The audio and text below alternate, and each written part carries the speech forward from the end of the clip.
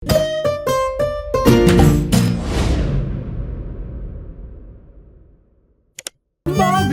in Pika, dobra sta prijatelja. Dedek Mraz. Neko zimsko jutro se je Pikapolonica Pika obrnila k polžu Bobiju. Predstavljaj si, Bobi, danes pride dedek Mraz. Res? Je vprašal Bobi. Res je. V čeveljčke pridnih otrok položi darila. Postavi svoje čeveljčke ob okno. Zvečer je Bobi očistil svoje čeveljčke in jih postavil ob okno. Bil je zelo navdušen, ko se je odpravil v posteljo in zato ni mogel zaspati. Gledal je proti nebu, da bi videl, kdaj bo prišel dedek Mraz s svojimi sanmi in oprežnimi jeleni. Pika je naslednje jutro vstala zgodaj. Nemudoma je stekla k oknu. Darila so bila že v njenih čeveljčkih, barvice za barvanje ter veliko rdeče jabolko. Bobi je prav tako stekel k oknu. Bil je zelo navdušen, zelo ga je zanimalo, kaj mu je prinesel dedek Mraz. A kako grozno! Mali čeveljčki so bili prazni. Bob je bil tako obupan, da ni opazil velike rdeče vreče ob drugem oknu. Spet in spet je gledal v svoje čeveljčke, jih obrnil in pretresel, a v njih ni bilo popolnoma nič. Bil je tako žalosten, da se je odločil za vedno oditi. Dedek Mraz mi ni prinesel ničesar, a bil sem tako priden mali polž, je jokal. Medtem pa se je Pika odpravila k Bobijevi hiški. Živjo! Poglej, kaj sem dobila od dedka Mraza. A ne glede na to, kako dolgo je trkala, Bobi ni odprl vrat. Pika je postala prestrašena. Kam je šel Bobi? Moram ga najti. Rogač Gašper, Trod Baltazar in Metuljčica Rozi so odšli z njo. Bobby! Bobi! Bobi! Bobi!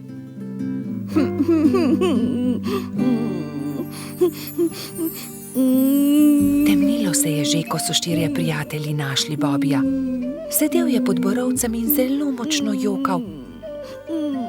Pika je stekla k njemu. Kaj je narobe, Bobi? Kaj se je zgodilo? Dedek Mraz mi ni ničesar prinesel. Jaz pa sem bil tako priden majhen polž. Ne bodi smešen, prepričana sem, da si dobil darilo, je Pika potolažila majhnega polža. Mogoče je bilo tako veliko, da ga dedek Mraz ni mogel položiti v tvoje čeveljčke in ga je odložil kam drugam. Ne, ničesar nisem dobil, je jezno vzkliknil Bobi. Mislim, da dedka Mraza sploh ni. Prav v tistem hipu so se na nebu pojavile sani. Vlekla sta jih dva jelena. Je dedek Mraz pomahal otrokom. Upam, da so vam bila darila všeč. Obiščem vas spet prihodnje leto. Bobi je od presenečenja pozabil zapreti usta. Pojdimo k Bobiju poiskat darilo. Majhen polž je bil že boljše volje. Takoj, ko so vstopili v Bobijevo hiško, so našli veliko rdečo vrečo. Poglej, tam je darilo, ob drugem oknu. Tam je, čudovito je. Bobi je odprl svoje darilo. Bili so barvni zvončki na veter. Ko jih je Bobi stresel, so se majhni zvončki dotaknili drug drugega in zaslišalo se je nežno zvončkljanje. To je čudovito. Gašper je obesil zvončke pred vhod in vsi so zaželeli Bobiju lahko noč. Bobi je šel v posteljo zadovoljen. Ob zvoku zvončkov je hitro zaspal. Bobby in Pika, dobra sta prijatelja. Rumena Pikapolonica. Prišla je pomlad. Pika se je odločila, da bo uredila svoj cvetlični vrt. Poiskala je lopato, grablje in si na glavo nadela pikčasto ruto. Takoj, ko je stopila skozi vrata, je za hišo zaslišala tiho stokanje. Klemen, krila so se ti zlomila, je vzkliknila mala pikapolonica. Sonce me je zaslepilo in sem treščil drevo. Z visokega sem padel in se zelo udaril, je rekel kanarček. Tam sta bila ravno polž Bibi in rogač Gašper. Gašper, odhiti hitro do doktorja Sove, Klemenu so se zlomila krila, je organizirala Pika. Kmalu je prispel doktor Sova. To je res grd zlom. Previdno počasi je povil Klemenovo zlomljeno krilo. Pomisli, Pika, je nekega dne pripovedoval Klemen.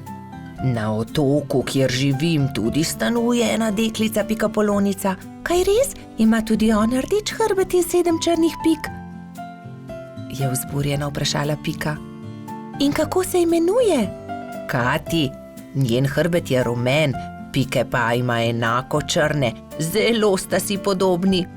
Ko bom zdrav, pride z menoj na otok in se lahko tam sreča z njo.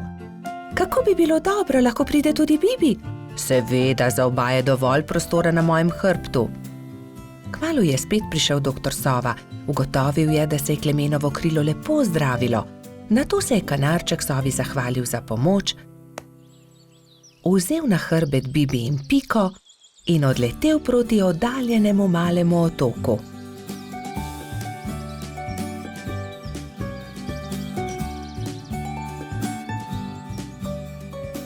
Kmalu se je prikazalo veliko jezero in v sredini majhen otoček. Vidite, letimo na ta otok, tam na vrhu najvišjega drevesa je moje gnezdo. Primite se močno, pristajamo.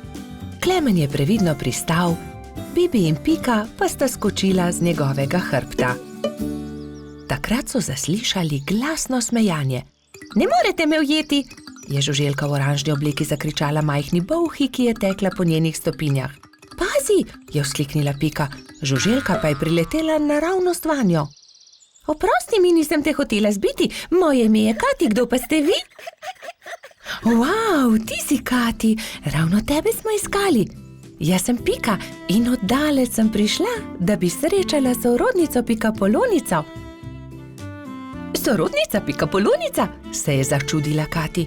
Ja, poglej, moj hrbet je pikčast kot tvoj, le druge barve je. Wow, se je navdušila rumena pikapolonica.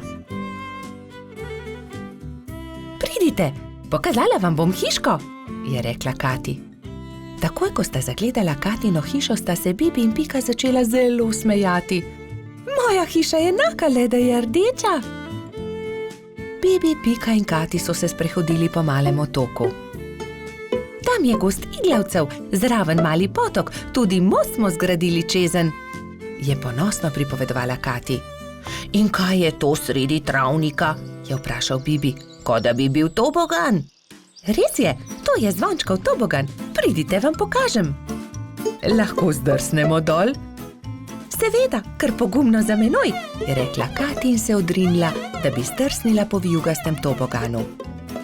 Bibi, Pika in Kati so veselo drsali, vse dokler se ni stemnilo.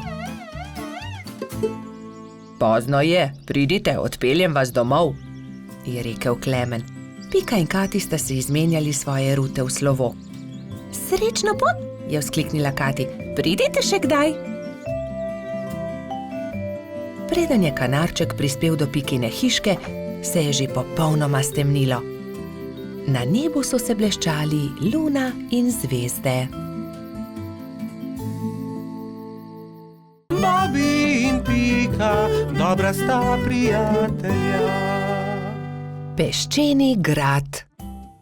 Nekega toplega poletnega dne so Bibi, Pika, Mehurček in Baltazar oblekli kopalke, vzeli svoje vedro in lopatke ter odšli na peščeni otok zgraditi peščeni grad.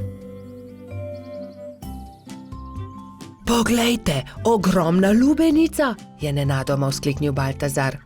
Nesimo jo seboj, je prosil Bibi. Ob koncu dneva jo bomo pojedli. Prav, nesimo jo seboj, se je strinjala Pika.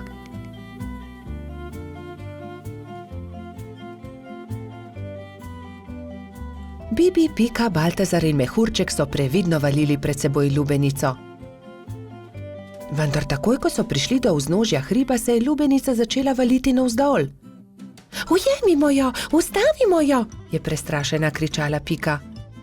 Mehurček je skočil na lubenico in poskušal ustaviti valeče se sadje, vendar mu ni uspelo.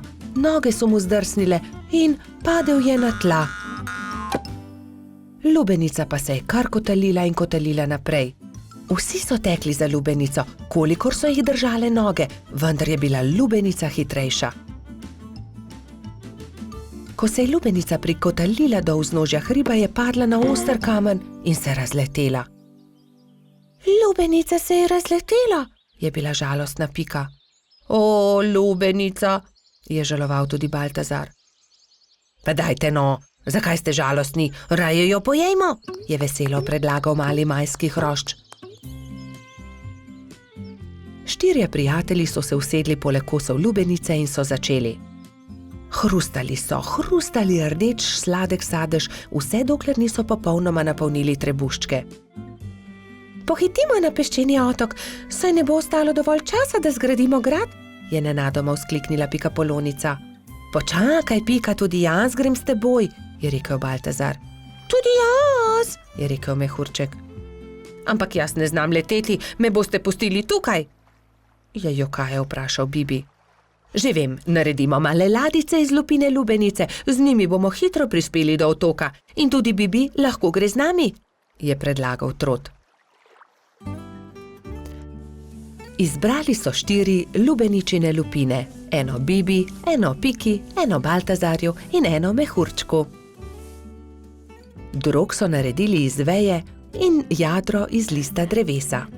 Ko so končali, so zvlekli ladice v vodo in veter jih je takoj odnesel proti peščeni obali. Hura, jadramo, je veselo vzkliknil Bibi.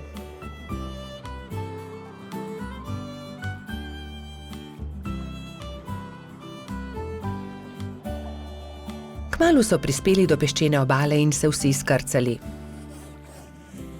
Poglejte, tam prihaja nekdo in tudi vedro ima s seboj. In res je po peščeni obali prihajal nasmejan hrošč. Pika ga je ogovorila. Kdo si ti? Jaz sem Buba, peščeni hrošč, živim tukaj na peščeni obali, zgradil bom en ogromen grad na obali. Zares? Je vprašal Baltazar. Lahko tudi mi gradimo s teboj? Seveda lahko, pojdimo na delo, je rekel Buba.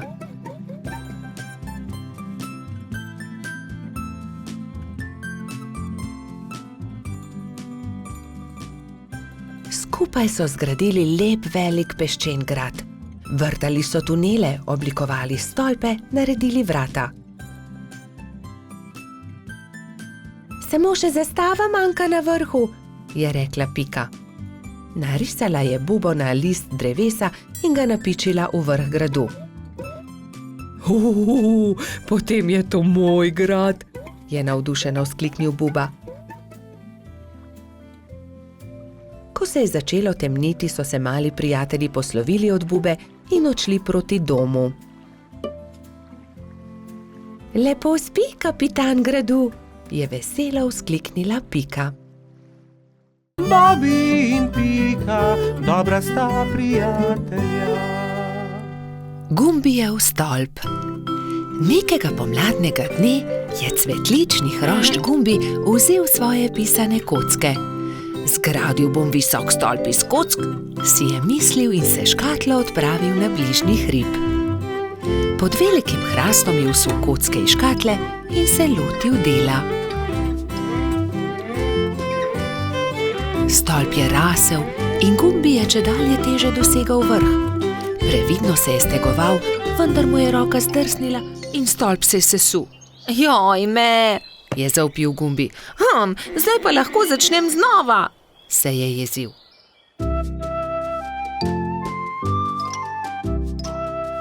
Pa je začel znova.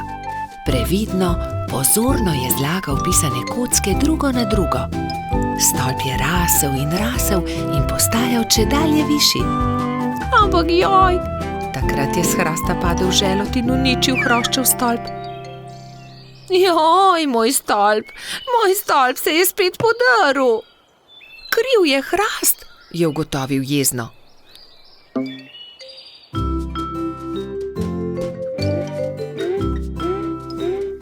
Čedalje bolj nestrpno je zlagal pisane kocke, ko so prišli mimo polž Bobi, pikapolonica Pika in rogač Gašper. Wow, kako lep stolp, Gumbi, so dejali veselo. Da, lep je, manjka le še rdeč vrh in bom končal.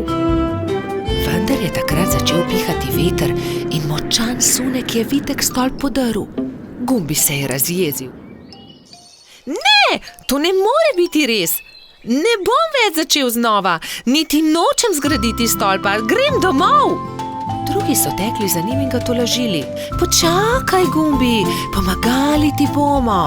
Pridi, zgradimo tvoj stolp skupaj. Ne, nočem več. Iz toliko kock niti ni mogoče zgraditi zelo visokega stolpa, je jezno izjavil Gumbi in zaloputnil vrata za seboj. Kako bi lahko pomagali Gumbiju? Se je spraševala Pika. Moramo ga potolažiti, je pribil Bobi. Že vem, je dejal Gašper. Tudi jaz imam kocke. Prinesem jih in potem bomo imeli več kock. Lahko zgradimo pravi visoki stolp, kakršnega bi rad imel Gumbi. To je dobra zamisel. Tudi jaz imam škatlo kock, tudi jaz jih prinesem. Tudi jaz prinesem svoje. Zgradili bomo ogromen stolp. Bobi je vlekel pisane kocke v tovornjaku, Pika jih je porivala v samokolnici, Gašper pa jih je nosil v veliki košari. Živjo, Gumbi, poglej, vsi smo prinesli kocke. Želi zgraditi velik stolp z nami? Je prijazno vprašala Pika. Gradili bi v tvoji hišici, da ga veter ne bo znova podrl, je dodal Bobi. Wow, koliko kock, kakšen stolp bo iz tega, vstopite, je zavpil majhen hrošč in visoko skočil od veselja.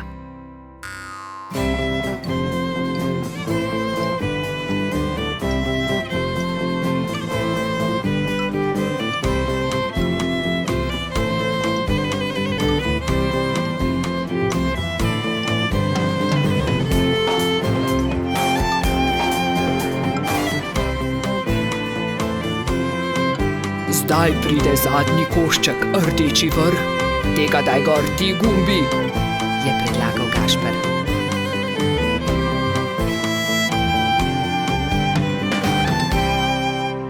Hura, končanje, so zavpili vsi hkrati.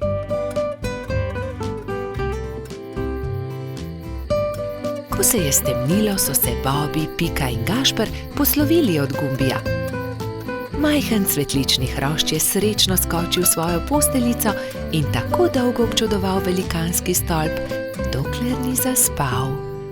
Bobi in Pika, dobra sta prijatelja. Vnetje ušes. Na jesensko popoldne je pikapolonica Pika veselo vstopila v Bobijevo hiško. Odpravljam se proti Studencu zbirat kamenčke, ali pride z mano? A Bobi se ni bil pripravljen premakniti. Ne vem, Pika, tako utrujeno se počutim.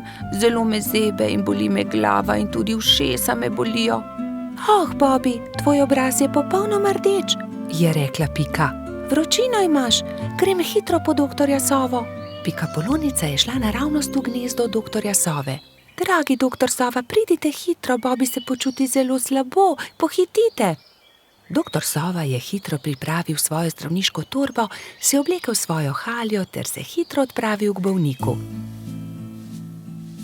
Živjo, Bobi, hitro bom ugotovil, kaj ti je. Najprej bom poslušal tvoje dihanje.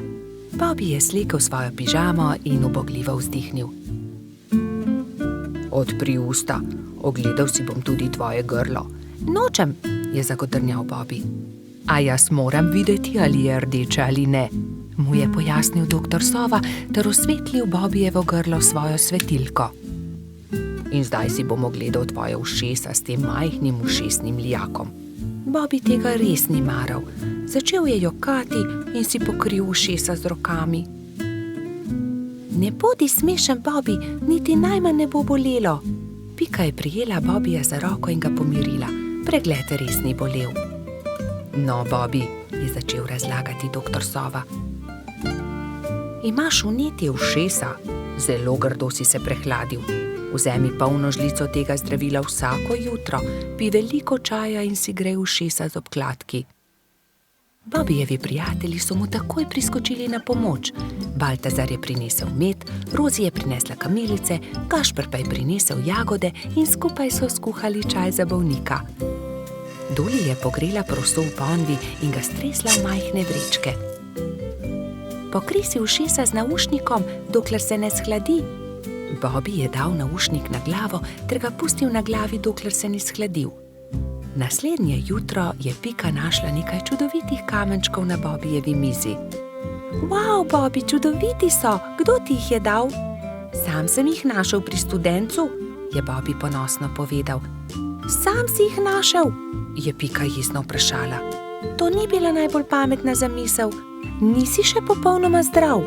Zdaj se ti bo poslabšalo. Žal je imela Pika prav. Bobi je do večera spet dobil visoko vročino. Bobijevi prijatelji so ga prišli obiskat vsak dan, mu brali zgodbice in se igrali z lutkami. A medtem, ko se je Bobi počutil z vsakim dnem bolje, se je Pika slabše in slabše, nalezla se je bolezni. Tokrat je Bobi skrbel zanjo. Kuhal je čaj in grel proso za naušnike. Doktor Sova je obiskal tudi Piko. O ne, očitno imamo novo bolnico. Nalezla si se od Bobija. Povedal je Piki, kaj mora storiti, da bo ozdravela. Nato pa je spet pregledal Bobija. Zdaj si povsem zdrav, a za vsak primer te bom še enkrat pregledal. Vse je v redu, popolnoma si okreval, ti mali polž.